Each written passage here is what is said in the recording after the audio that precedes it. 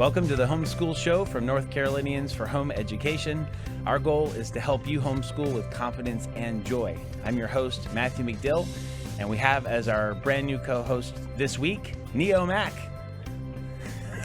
Actually, we have TS and Smack in the studio, and little Neo is joining her. Yes. So glad he could be here. Yes, we're glad to be here. Glad to have you back. Thank you. He's doing well? You're doing well? He is perfect. So he's doing great, and we hope he'll be perfect today on the show. So. It'll be interesting in a minute. We'll look at your interviews that you did at the conference. Yes. And he is inside. Yes, he is. He was quieter during that interview. Yes, he was. We'll see how it goes, right? Yes. All right. So. Tell us what we got planned today. Okay. So for Homeschool News, we will continue our journey through the history of homeschooling in North Carolina. And we're also going to let you know how to participate in NCHE high school graduation. So you definitely want to hear about that. Homeschool Conversations. Today we're going to listen to two conversations that I had at this year's Thrive Homeschool Conference when Neo was still inside. Mm-hmm. One with George and Keita Coates, and the other one with Luz Velasquez, who is my fellow multicultural liaison. And these conversations focus on the Multicultural Connect workshop that we had at the conference and just our progress in serving multicultural families. And then we have Homeschool Helps with Amanda, and this is our new segment with Amanda, who is our Helps Director. That's right. And she'll be telling us the first steps to get starting with schooling here in North Carolina. That's right. Yes. It'll be great to see the first actual new segment from Amanda. Yes. That'll be fun. Okay, this is actually part 6 of the history of homeschooling in North Carolina. We've been doing this for the last few episodes, and these are being read to you from some Facebook posts that Debbie Mason wrote, who was an eyewitness. She was a part of this from the very beginning, and she's also our events director, and she directs our conference and our media director. And I feel like everything else, right? Yeah, almost. And a lot of other stuff. So this one's titled "The Attack Begins," 1985 and 86. So last week we learned that on May 7th, 1985, the North Carolina Supreme Court ruled in favor of the Delcontes, saying that under the current private school law, homeschooling would be allowed. From then on, a homeschool was a private school and under DNPE. So that was the watershed moment. Okay. Up to this point.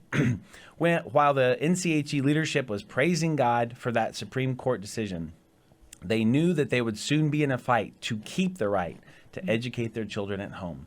In the March-April Greenhouse Report, mailed on May 24th, 1985, they warned, quote, "We must be more watchful than ever to protect our freedoms. Already the media, public educationists, and some legislators are saying, now that it's legal, we need to regulate it." In the same issue, NCHE encouraged homeschoolers to work to keep the law unchanged, to comply with the law, and to keep the quality of instructional programs high. Yes. They also advised, quote, "Be ready to drop everything and go to Raleigh at a moment's notice. The battle is only beginning." Wow. It's really interesting right after the huge victory. Yeah. It wasn't like, It was like, okay, here we go. Yeah. Because it's on, it's coming. Awesome. Soon, attempts to add more regulation to homeschools began. Senator Dennis J. Winter introduced a bill to set up a study commission on home education. It was tentatively approved and went to the Appropriations Committee. Members of NCHE went to see the Appropriations Committee chairman to tell him that homeschools fell under the private school law he had championed and that we did not want this study commission. This senator promised that the study commission would not be funded, and he followed through on that promise. Wow. About that same time, the Senior Associate Superintendent of Public Schools sent a document to all superintendents of North Carolina public schools asking them to support legislation that would give the state tight regulation over homeschools. The document said that legislation should be passed to add the following changes to the existing homeschool requirements. Number 1, parent teachers must have a college education. And as you know, that's not the case now. It's high school. Number 2, the state should set a required course of study. 3, minimum standardized test scores should be established, and tests should be monitored by qualified personnel. 4, parents should notify school officials of their intent to homeschool. And 5, non-public school legislation should be amended to require that each non-public school notify the appropriate local board of education of every enrollment and every dropout or dismissal that occurs during the school year. The non-public school should also notify authorities of anyone who does not graduate and does not return the following year. That's a lot. Yeah. One of those things is true now. Yeah. State officials branded home educators as fanatics who were imprisoning their children, not allowing them to come into contact with anyone whose views might be opposed to their own. They were depicted as people who had stepped out of the mainstream of America, which I guess is true. Yeah. Words such as child neglect and child abuse were used frequently by the press. State officials claimed that homeschools were poorly regulated and would stunt the educational and social growth of children. Editorial columns again carried the cry for the regulation of homeschools. One editorial suggests that a functionally illiterate parent could homeschool, and that this concern was not far-fetched since, quote, a distressingly high percentage of North Carolinians are functionally illiterate. Such a concern was ironic, since those functionally illiterate parents received their education from North Carolina public schools. This accusation was condemning the very educational system they were purporting to support. Yeah. That's why we're trying to get them out. So next week, we're going to learn more about what happens in this legal battle that's brewing up. And so some pretty big things take place next week. That'll be exciting. I will say for me, being on this side of all of this legal battle, it's just kind of surprising because now with me just homeschooling, it just seems so free. We can Peaceful. do this curriculum or this curriculum or this thing or that thing. That's right. Just to know how much you guys fought for it or how much they fought for it is, yeah, it's kind of cool real. to hear. So Graduation Central is open. So will you have a graduate this spring? If so, NCHE offers several opportunities to meet your needs. We have a distinctive diploma, a statewide graduation ceremony, so you can bring all the family, all the friends. We have a graduate magazine, and that's the Graduate Greenhouse. And we have college scholarships. So do not miss these opportunities to celebrate your senior in this momentous occasion. The ceremony is May 27th, 2023 in Winston-Salem. It'll be at the Thrive Conference. And the Greenhouse graduate issue comes out in May. Diplomas are available year-round. So applications for college scholarships open in December. And to learn more about these offerings, you can go to nche.com/graduate-central. And we'll also have that link in the show notes. Okay, yes. The graduation ceremony, distinctive diplomas, and scholarships are reserved for NCHE members. So you can find out other membership benefits by going to nche.com/join. And there are many great benefits. So That's right. Yeah. You want to definitely go ahead and join in and take advantage of those even before the graduation stuff comes up. absolutely. Okay, so now we're going to head into our homeschool conversations. And as we said, TSN's had a couple of great conversations at the conference after the Multicultural Connections workshop. And they're discussing that. So we're going to hear those first. It was with George and Keita Coates. And so let's listen in on that conversation. Hi, George and Keita. Thank you guys for coming and talking with me today.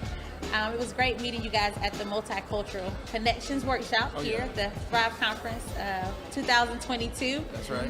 And so I wanted to talk to you guys because you shared some things in the workshop that I just think will be great for others to hear. Okay. So you say you've come to conferences before, you've come to Thrive before, but this one was different. So talk to me kind of about what that was like for you guys. It's like more diverse, I would say this year. It's a lot more different people I've noticed, and the speakers are different. The speakers are so diverse because it's anywhere from different ages to different nationalities, and so it's just nice, and people are more laid back because they're like more comfortable. Now, when you first came to the conference, you said you noticed something different, that it wasn't like that. So what was it that you noticed when you first came to the conference? And when was that conference? That conference was right before the pandemic. Okay. Like 2017, 2018, somewhere around in there. And so we came and we didn't really see anybody that looked like us. And by us, I mean ethnicity or any sort of social persuasion. Okay. So for us, we weren't taken aback by it because we're used to being the first in line, Yes. so to speak, if you know what I mean. So we just kind of pressed the issue with the powers that be and said, hey, can we get more speakers that are diversified? Can we kind of push for more ethnicities to be involved in the planning and execution of this conference, because we do have a lot of minorities who want to be a part. Yeah. But if you don't see someone that looks like you, Yeah. a lot of times you're more apt to shy away or to go and then say, I don't see anybody, and leave. Absolutely. You know, and so we wanted to kind of address that issue, and we sent an email over, and we just said, hey, you know, exactly what we told you in the session. Can we get some more colorful presentation within the conference? Because we kind of feel left out, and a lot of issues and circumstances that persons of minority descent may have, you might not get that coverage without that type of representation. Okay.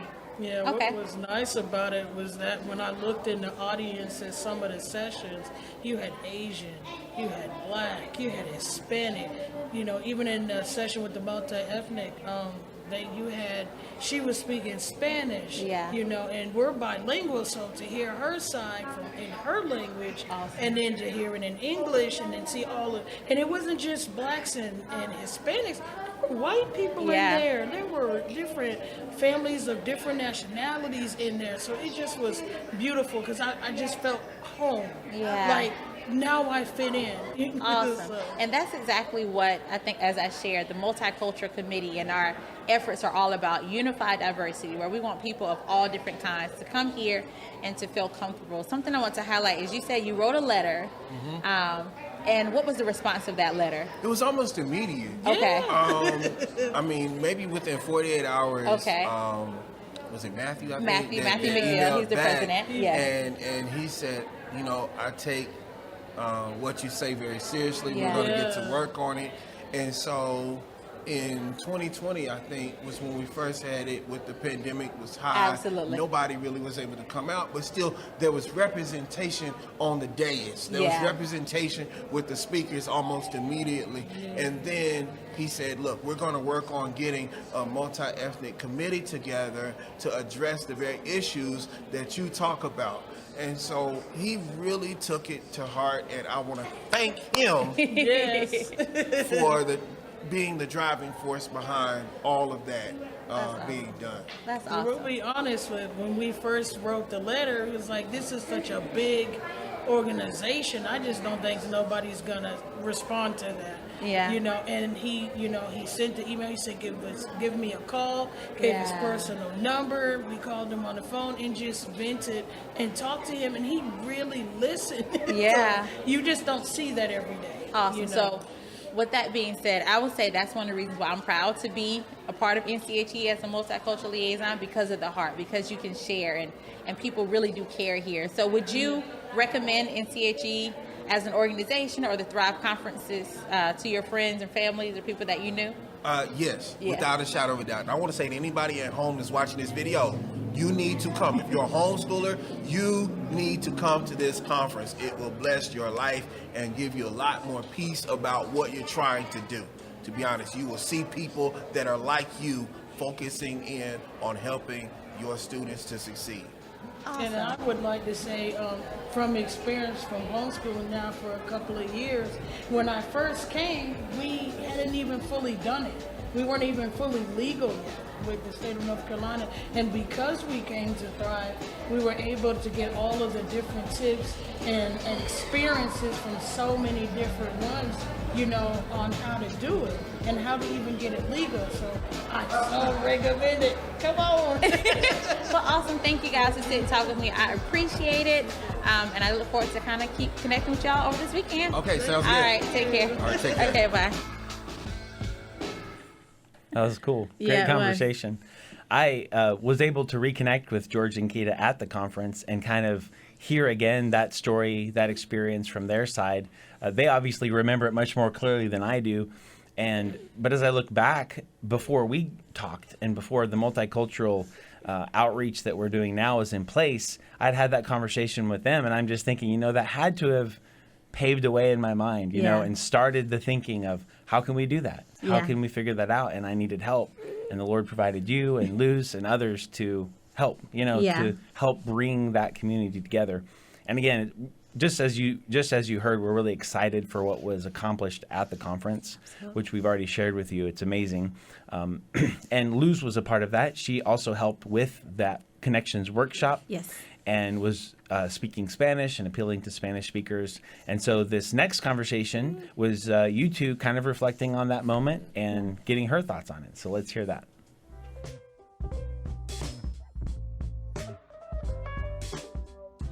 So we just finished our Multicultural Connections workshop. I think it went awesome. What do you think? I think it was great as well. Creo que fue maravilloso, buenísimo. I love it. I enjoyed every piece of it. What would you say was your favorite part about the workshop? That gentleman with a passion when he said, I was waiting for this. Yeah. Oh, that confirmed that we fulfilling this need. Yes. It was there. So llenamos esta expectativa que había. Ese caballero que dijo, yo quería esto. So we're doing what we have to do. Absolutely. I know I was speaking with someone. They said, well, why do you think it went well? And I said, well, we did this because we want to connect with people. And we want people to come to be a part of NCHE and to feel comfortable. And what we heard is that everybody said, thank you for making this space. Yes. Thank you for making me feel comfortable. I know one of the things we talked about in our workshop was that we are all about unified diversity. What would you say from your perspective? What is unified diversity for you? Is exactly this. That we're just having a conversation among two ladies that have similarity and as well difference. Yes. So tenemos una conversación que a pesar de que tenemos cosas diferentes, también tenemos muchas similitudes. Yes. I can switch from English to Spanish, and that made me feel so comfortable and relaxed. Awesome. I don't do the Spanglish, but I feel like welcome, accepted. Yes. And that's amazing when you can be you. Absolutely. You don't have to pretend to just be you, proud of you and be you. Yes. Ser tú. So that's unified for me. Like my child can be among other kids too, Absolutely. and feel comfortable in your own skin. Yes. That's what it literal in your own skin and your own hair. Yeah. And your own language as well. Yes. So see. Yeah, I know. Same for me. Being comfortable in your own skin while acknowledging, like, I love your skin too. Like I love your hair and I love my hair. And I don't want your hair. I like my hair, but I still love it. And that this is a space for all of us, for your kids, for my kids, for the different language. We talk about all the time how you're always talking to me in Spanish and I don't understand a bit of it. But every once in a while, yes, there's a word and I'm like, oh, I know you said. Yeah, cool, all right. So this is helping me too. And that's what this is all about, right? Just trying to let people know that when we allow everybody to express their cultures, we all get enriched. We all get a little flavor, a little, just a little more whatever. And it just makes everything just a little more pretty. This is like some schools have Spanish immersion. Yes. So this is a cultural immersion. Yes, it that is. That is like the constantly learning from each other, enriqueciéndonos uno al otro, y es un éxito. Yes. I am glad, so grateful that we get to be a part of this. Yes, ma'am, I would say being a multicultural liaison this last year hasn't been easy for either one of us. Been a journey. It has been a journey, but I think today with our workshop, it just showed us that it's worth it. It is. Yeah, it is. And that we want to continue to do this. And so we want to say to anyone watching this video that NCHE is a place for unified diversity, that we are here actively working that everyone can feel comfortable, whether you're Caucasian, Hispanic, Asian, African American, or anything else. This is a place for you, and we would love to have you join us. Yes, ma'am. Así es. NCHE en español para ti. Te esperamos. Way to go, Luz. Yes, I know. I love her. It's so fun. Yeah, I love her. So what do you think looking back, now that we're a few months out and see the conference and just the overall progress. I think, just what we said in the video just really summed it up. It was just a lot of kind of work that went into it all throughout the year of putting out welcome mats. I see a lot in multicultural Facebook groups and discussions saying, hey, people are putting out welcome mats. They say that we're welcome, but are we really? Because we get there, nobody looks like us. There's no one in leadership like us. And so what we did last year is we put out welcome mats, but we also stuck our hand out and we were grabbing people in. We were very actively trying to tear down walls and connect with people. And it wasn't easy. We kind of faced some opposition a little bit. But it was great, and the turnout was great, and to see people like the Coates and so many other families that were there feeling like, oh, finally, like, we can come here, we feel comfortable, we feel free. It was just all worth it. And so we're just grateful to continue to do that this year and just hoping for an even better turnout next year. And I kind of worked myself out of a job. That's the plan. That's right. No need to work so hard. Because we're just here. Exactly. And as I was sharing with you a minute ago, what really struck me is that more than I had even hoped. Yeah. I felt like there was a sense that we turned the corner of not just, oh, look, it's more diverse, but that this is our space. Yeah. We're just a part of the family. Absolutely. This is our family. We're all comfortable here, and let's just keep going. Absolutely. Because that's our goal. Our goal is just that unified diversity again, that anybody from any background can come and comfortably just be themselves. Because at the end of the day, we're all just people.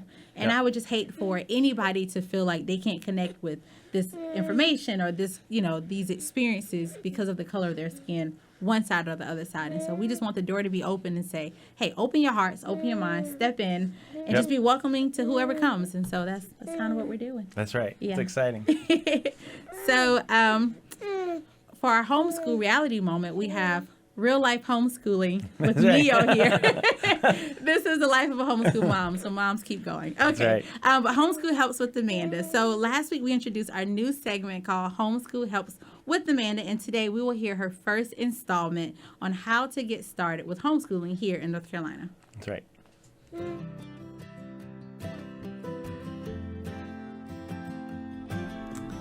Welcome to Homeschool Helps with Amanda. Today, I am going to tell you how to get started with homeschooling because that is the most common question that I get. How do I get started? So, I'm going to give you 3 simple steps. Number 1, get legal. How do you get legal? You want to be legal in North Carolina. To do that, you have to file a notice of intent to homeschool. You file this notice of intent with the North Carolina Department of Non-Public Education, or DNPE. Okay? After you file your notice of intent, there's some steps to that, but I'm not going to get into that right now. Then you want to withdraw your student from public school. You cannot just keep them home and start homeschooling until you have done those 2 things. File your notice of intent, which opens a legal homeschool in North Carolina, and formally withdraw them from the public school. Okay? Now, once you're legal, next you want to get equipped. There's so many ways to do that, but I want to encourage you to go to nche.com/helps. That's my section of the website, and explore all the different ways that we can help you get equipped to homeschool. There's information on there about curriculum. There's information on there about getting started and the different steps. There's all kinds of great help on there for you to get equipped. Another great way to get equipped is to become a member of NCHE, and with that membership, you can get a mentor. That's right, you can get one-on-one help with experienced homeschoolers who have been vetted and are ready to help you with your specific questions. We would love to do that. All right, so now you're legal, you're equipped, then you want to get connected. no one wants to homeschool alone. So you need to find your people. How do you do that? Well, first, you want to find a local group. A great resource to do that, again, is on the NCHE website. This time you're going to look for the local tab, and you'll be able to search for groups by your county. You can also contact your regional liaison. In North Carolina, we have the state divided up into 9 different regions, and each region has a liaison. That liaison is there just to help you get connected, to find your people in your area. So that's a great way to do that also. All right, I hope this has been helpful. See you next time.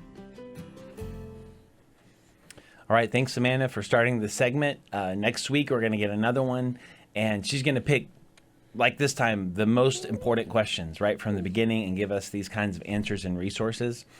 We're so glad you joined us this week. We would love to hear from you. If you have questions or comments or suggestions, you can send them to the Homeschool Show at nche.com. We'd love for you to follow us and subscribe on YouTube and on your favorite podcast. If you'd like to know how to do that, you can go to the Homeschool Show at nche.com and find out the different platforms we're on and how to do that. If you do that, then other people will be able to find us very easily. We'd love for you to share it with others. So thanks for being a part. Until next week, continue to homeschool with confidence and joy.